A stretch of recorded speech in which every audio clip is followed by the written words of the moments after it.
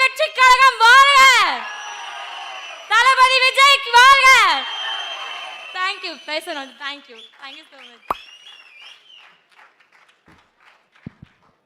சிங்கப்பெண் காவியா அவர்களுக்கு வாழ்த்து.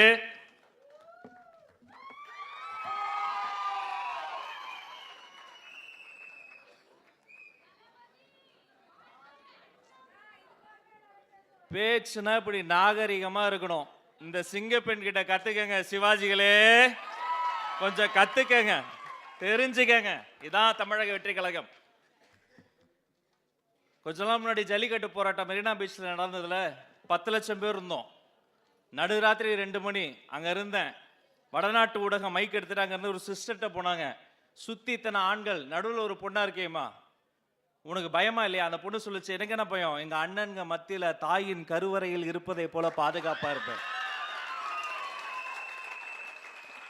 எங்க ஆசா கட்டளையிட்டா கன்னியாகுமரிக்கு ஒரே 1 மணி நேரத்துல ஓடிடுவோம். அண்ணன் சொன்னாரு, போங்க திருநெல்வேலி பேசுங்க, வாசுதேவ நல்லூர் பேசுங்கன்னு போனேன். அங்க ஒரு சிஸ்டர் மீட் பண்ண, அண்ணன் கிட்ட சொல்லணும் இந்த வாய்ப்பை பயன்படுத்தி. அந்த அம்மா நான் தடுத்து சொல்லிச்சு, எனக்கு தலைவர்னா ரொம்ப பிடிக்கும், நான் மதுரை மாநாட்டுக்கு பார்க்க வந்திருந்தேன், எப்படியோ ஒரு ரேம்பு கிட்ட வந்துட்டேன், எனக்கு தலைவர் தெரியல, அழுக வந்துருச்சு. ஆனா என்னை சுத்தி அத்தனை லட்சம் அண்ணன்கள் இருந்தாங்க. ஒரு குழந்தைய தூக்குற மாதிரி சிஸ்டர் என் மேல ஏறி நில்லு சிஸ்டர், தலைவரை பாருன்னு சொன்ன ஒரே கட்சி தமிழக வெற்றி கழகம். அந்த சிஸ்டர் சொன்னாங்க, என் அம்மா கூட இருக்கிற மாதிரி எங்க அண்ணனுங்க கூட இருந்தப்ப நான் ஃபீல் பண்ணேன், பாதுகாப்பா ஃபீல் பண்ணேன்னு சொன்ன ஒரே கூட்டம் தமிழக வெற்றி கழகம். இன்னைக்கு பேசிய அத்தனை பேருக்கும் அன்பு வாழ்த்து. உலகம் காத்திருந்த நேரம் இப்போது வந்திருக்கிறது.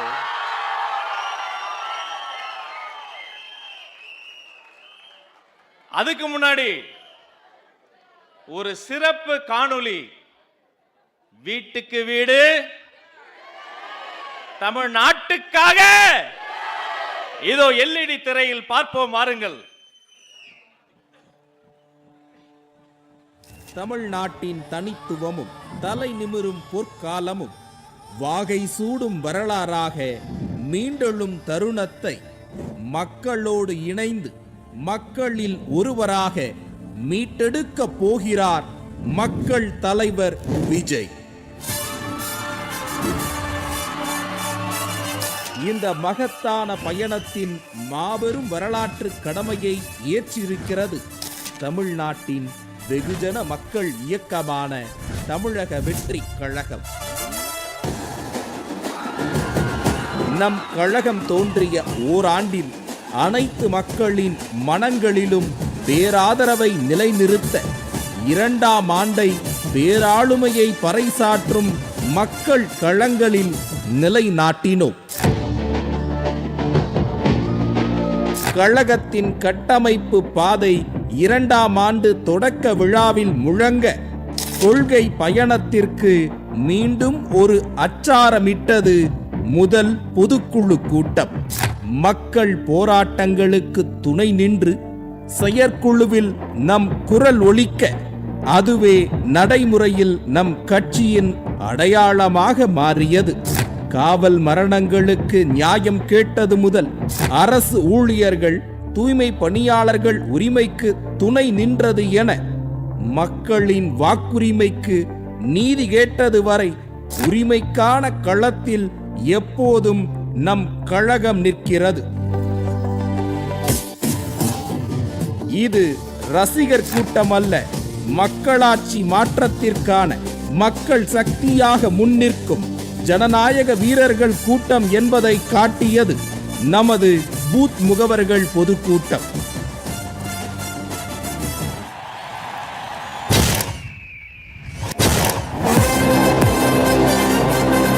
சங்கம் கண்ட மதுரை மண்ணில் மீண்டும் ஒரு சரித்திரம் கண்டது நமது 2ஆம் மாநில மாநாடு.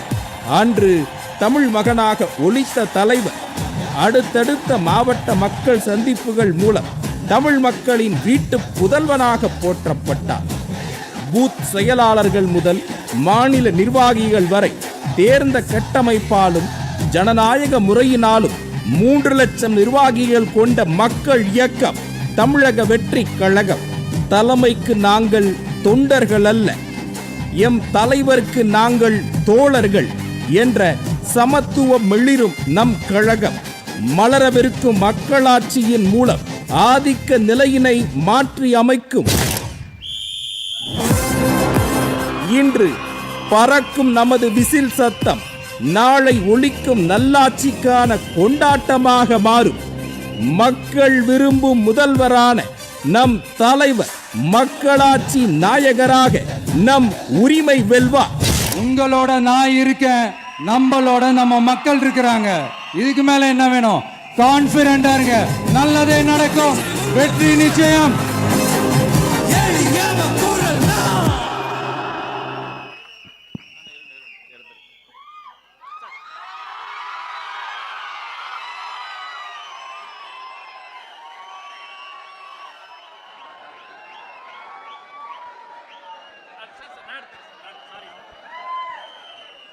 தமிழக வெற்றி கழகத்தின் தலைவர், தர்மத்தாயின் தவ புதல்வர் இதோ தலைமை உரை தருகிறார்.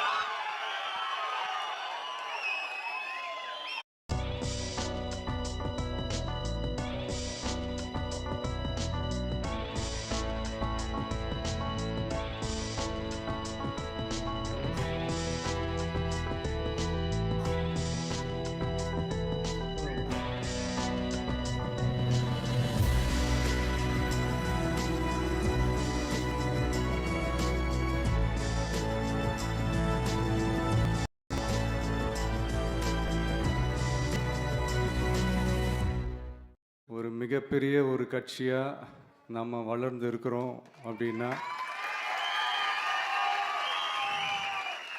அது உங்களால் தான். ப்ளஸ் நம்மளை நேசிக்கிற கோடிக்கணக்கான மக்களும் தான் அதுக்கு ஒரு மிக முக்கிய ஒரு காரணம். நீங்கள் தான் என்னுடைய ஒரு மிகப்பெரிய ஒரு பலம். உங்களை நம்பி தான் நானும் நம்ம கட்சியும் இருக்கிறோம். இதை நான் சொல்லி தான் உங்களுக்கு தெரியணும்னு அவசியம் இல்லை, இது உங்கள் எல்லாருக்குமே நல்லா தெரியும். அதனால் இன்றைக்கி உங்கள் எல்லாருக்கும், நம்ம கட்சியில் இருக்கிற தோழர்களுக்கும் தொண்டர்களுக்கும் இந்த கட்சியினுடைய ஒரு தலைமை தொண்டனான என்னுடைய வாழ்த்துக்களும் நன்றிகளும்.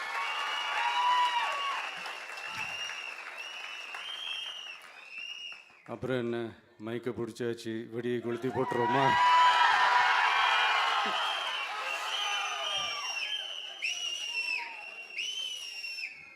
(1977) ஜூன் மாதம்னு நினைக்கிறேன், ஜூன் மாதத்தில் புரட்சி தலைவர் எம்ஜிஆர் அவர்கள் ரேடியோவில் ஒரு பேட்டி ஒன்று கொடுத்தாங்க. அதில் பேசும்போது சொன்னாங்க, பேரறிஞர் இருந்த இடத்தில் இப்படிப்பட்டவர்களும் இருக்கின்ற ஒரு நிலைமை ஏற்பட்டுச்சு எண்ணி வச்சேன். அன்னைக்கு அந்த கண்ணீரை துடைக்க ஆரம்பிச்ச இயக்கம் தான் அண்ணா திராவிட முன்னேற்ற கழகம்னு சொன்னார். அதே மாதிரி 2017 அப்புறம் 2021 அப்புறம் தமிழ்நாட்டுடைய நிலைமையை பற்றி யோசித்து பார்த்த நம்ம தமிழக மக்கள் காமராஜர் அவர்கள் இருந்த இடத்தில், அண்ணா அவர்கள் இருந்த இடத்தில், எம்ஜிஆர் அவர்கள் இருந்த இடத்தில் இப்படிப்பட்டவர்களும் அமர்கின்ற ஒரு நிலைமை ஏற்பட்டுருச்சு.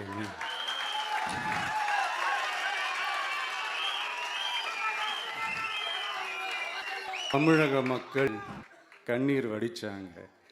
இன்னைக்கு இந்த கண்ணீரை துடைக்க ஆரம்பிச்ச இயக்கம் தான் தமிழக வெற்றி கழகம்.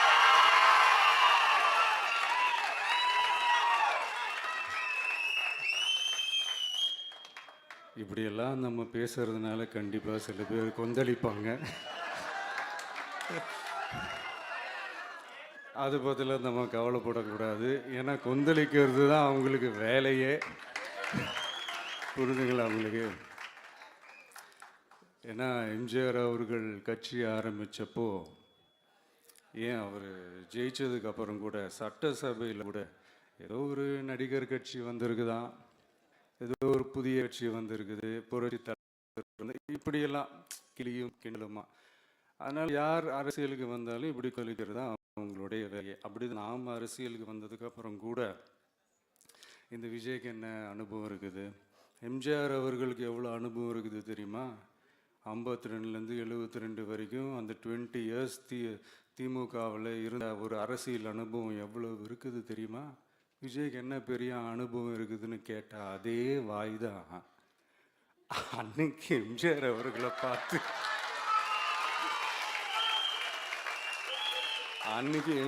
அவர்களை பார்த்து அரசியல் அரிச்சுவடி தெரியாதவர், கவர்ச்சியை மட்டுமே நம்பி இருக்கிறவர், அட்டை கத்தி, வாய் விளம்பர வள்ளல்,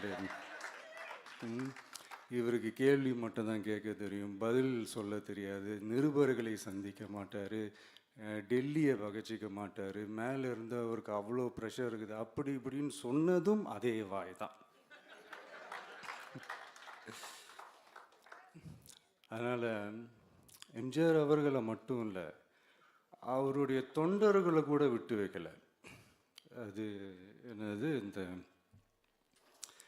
பளபளப்பு ஜொலி ஜொலிப்பை பார்த்தா பல்லிழிப்பவங்க, இப்படியெல்லாம் கிண்டலும் கேலியுமா, இது எல்லாம் மக்கள் ஒரு மாதிரி சைலண்ட்டாக வாட்ச் பண்ணிக்கிட்டு என்ன பண்ணாங்கன்றது உங்களுக்கே நல்லா தெரியும். அவர் ஜெயிச்சதுக்கப்புறம் இந்த அரசியலில் பழந்துன்னு கொட்டை போட்ட அனுபவிச்சாலையும் இருப்பாங்கன்னு சொல்லுவாங்கள்ல, அவங்க எல்லாருக்குமே அந்த கோட்டைன்றது ஒரு பகல் கனவாகவே மாறிடுச்சுன்னா பார்த்துக்கோங்க. 77 மாதிரியே இப்போவும் அந்த பழைய தேஞ்சு போன, துருப்பு போன, நஞ்சு போன அதே அந்த பழைய வெப்பனையும் இப்போவும் கையில் எடுக்கிறாங்க. அதனால் மை டியர் ஜென்டில்மேன், டெக்னாலஜிலாம் வளர்ந்து வேற எங்கேயோ போயிட்டுருக்கு, அட்லீஸ்ட் உங்கள் டெக்னிக்கையாவது கொஞ்சம் பாருங்க பாஸ்.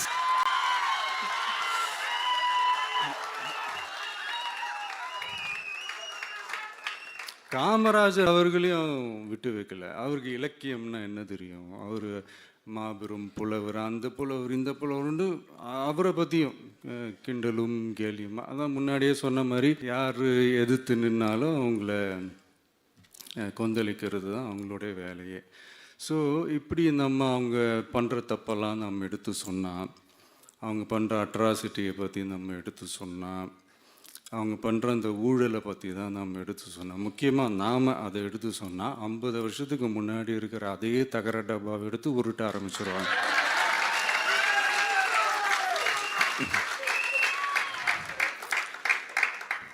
பவளவில்லா பாப்பாவுக்கு வேற என்ன தெரியும்?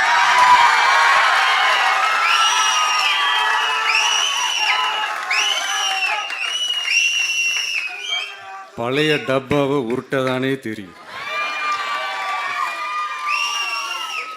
அதுக்காக நாம் அவங்க பண்ணுற தப்பெல்லாம் சொல்லாமல் வெளியே சொல்லாமல் இருக்க முடியுமா? சொல்லுவோம், சொல்லிக்கிட்டே இருப்போம்.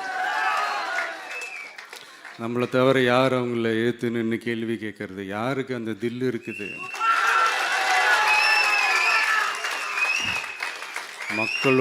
மக்களோட ஒரே பிரதிநிதி நாம் மட்டும்தான். ஸோ இப்படி இருக்கிற இந்த நிலைமையில்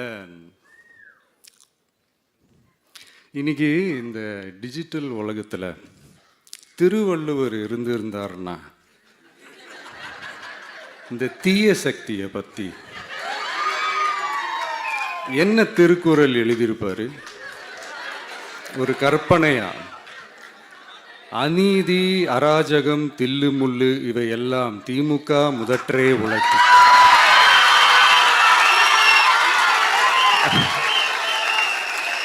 ஒரு கற்பனையா?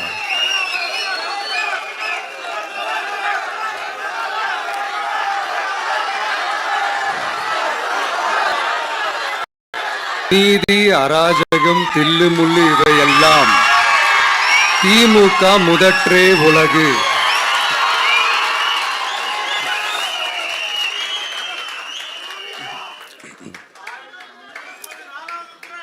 அடுத்து இந்த என்னப்பா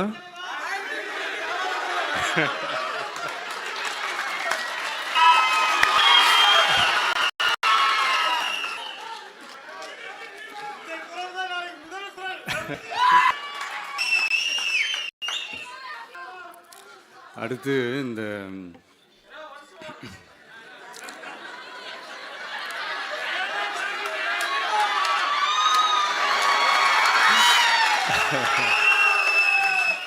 சொல்லிட்டேன், 2 வாட்டி சொல்லிட்டேன். அநீதி, அராஜகம், தில்லுமுள்ளு இவை எல்லாம் திமுக முதற்றே உலகு.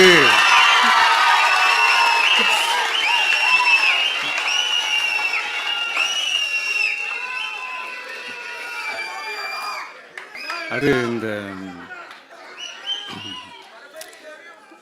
இந்த மும்முனை போட்டி, 4 முனை போட்டி அப்படிலாம் சொல்கிறாங்களே, சரி அவங்கள பொறுத்த வரைக்கும் அப்படியே இருக்கட்டும். அதில் மாபெரும் மக்கள் சக்தியாக நம்ம அணி ஒரு பக்கம், அடுத்து திமுக தலைமையில் மற்ற கூட்டணி கட்சிகள் ஒரு பக்கம், அடுத்து பாஜக தலைமையில் மற்றும் பலர்.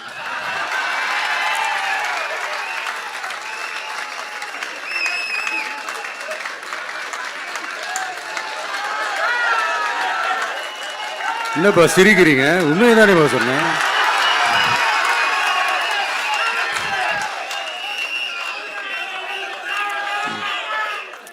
ஸோ இப்படி எத்தனை சக்திகள் எத்தனை பேர் வந்தாலும் திமுகவை வீழ்த்துறதுக்கு மாபெரும் மக்கள் சக்தியாக நம்மளால் மட்டும்தான் முடியும், நம்ம டிவிகேவால் மட்டும்தான் முடியும்.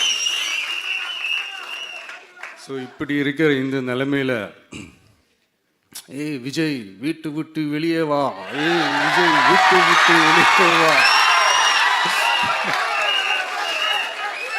இப்படியெல்லாம் கேட்கும்போது எனக்கு எப்படி அது தோணுதுன்னா, ஐயோ இவங்க ஒவ்வொரு வீட்டில் இருக்கிற ஒவ்வொரு விஜயும் இவங்க கூப்பிடுற மாதிரியே எனக்கு தோணுது. அப்படிதான்.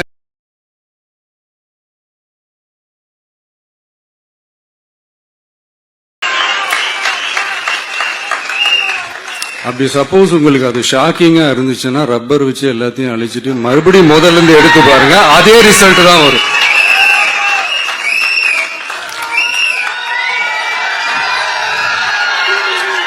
இது என்னப்பா லாஜிக்கு, அது எப்படி எல்லார் வீட்லயும் டிவிக்கு இருக்கும் அப்படின்னு நீங்க கேட்டீங்கன்னா, ஒரு சின்ன சாம்பிளுக்கு ஒரு சின்ன டெஸ்ட் ஒன்று பண்ணி பாருங்களேன். நம்ம சிஎம் சார் இருக்காங்கல்ல, ஸ்டாலின் சார், ஒரு 2 இயர்ஸ் பேக் இருக்கும்னு நினைக்கிறேன், ஒரு மேடையில் பேசும்போது சொன்னாங்க, இந்த மாதிரி என்னோட கட்சி அவங்களுடைய கட்சிக்காரங்க சில பேர் பண்ற அட்ராசிட்டி, ஒரு சில மந்திரிகள் பண்ற சில அட்ராசிட்டிஸ் எல்லாம் பார்த்து ராத்திரியில எனக்கு தூக்கமே வரமாட்டேங்குது அப்படின்னு ஒரு 2 இயர்ஸ் பேக் இருக்கும். அந்த வீடியோ கூட இருக்குது. அப்படி இருக்கிற அவரு என்னைக்காவது ஒரு நாள் அசந்து தூங்குவார்ல, அப்ப அவர்கிட்ட போய் சார் சார்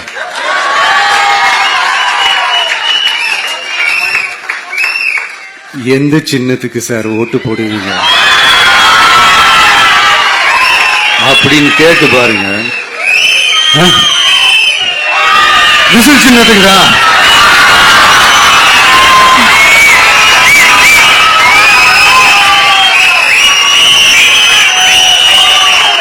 தூக்கத்துல இப்படி டப்புன்னு எழுப்பி கேட்டா டப்புன்னு உண்மையை போட்டு உடைச்சிருவாங்க. அதுக்கு சொன்ன அப்படி இருக்கிற இந்த நிலைமையில டிவிக்கு சிட்டில தான் இருக்குது, டவுன்ல தான் இருக்குது, வில்லேஜ் சைட்லலாம் இல்லை அப்படின்னு சொல்றவங்களுக்கு இந்த மாதிரி சில டெஸ்ட் எல்லாம் பண்ணி பாருங்க, தெரியும்.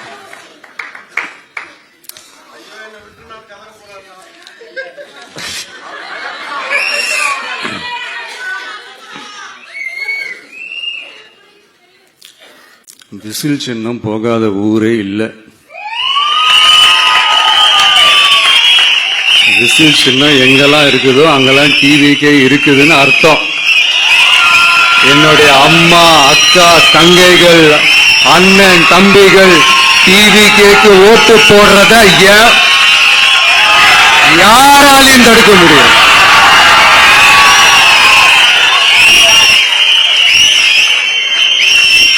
ரத்த சொந்தமா நம்மள நினைக்கிற நம்மளோட வகையராக்களை எந்த கட்சியாலையும் எவ்வளவு விலை கொடுத்தாலும் வாங்கவே முடியாது.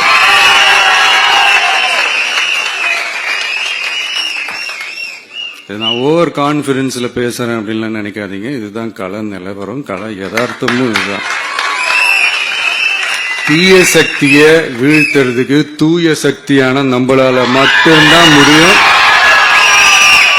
இந்த 2026 சட்டமன்ற தேர்தலில் டிவிகே தான் மக்களோட ஒரே ஆப்ஷன். Otherwise no diversion.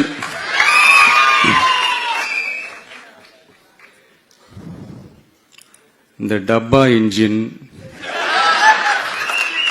ஓட்டை இன்ஜின், எவ்வளவு இன்ஜின் வந்தாலும் டாப் இன்ஜின்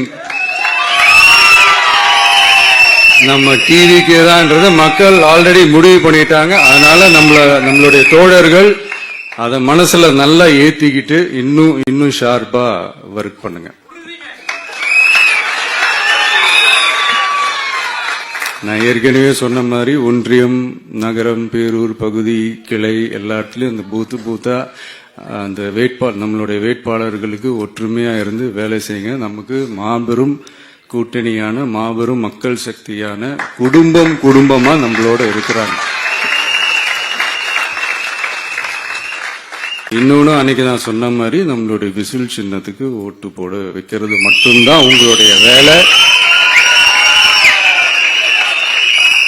மற்றதெல்லாம் மக்களோட சேர்ந்து நான் பாத்துக்கிறேன்.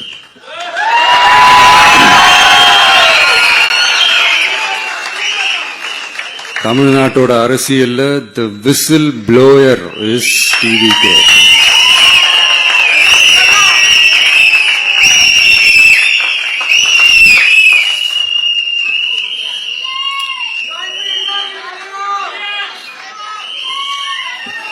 நம்ம மக்கள் இந்த விசில்ல ஊதுல இந்த தீய சக்தியும் இந்த ஊழல் சக்தியும் தெரிச்சு ஓடணும். எப்படி தெரிச்சு ஓடணும்? அன்னைக்கு சென்ட் ஜார்ஜ் கோட்டையில டிவிக்கு ஆளும் கட்சியா எழும்.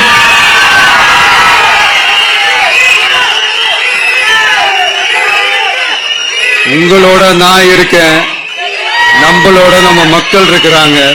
இதுக்கு மேல என்ன வேணும்? கான்பிடண்டா இருங்க. நல்லதே நடக்கும். வெற்றி நிச்சயம். மீண்டும் சந்திக்கும் வரை நன்றி, வணக்கம்.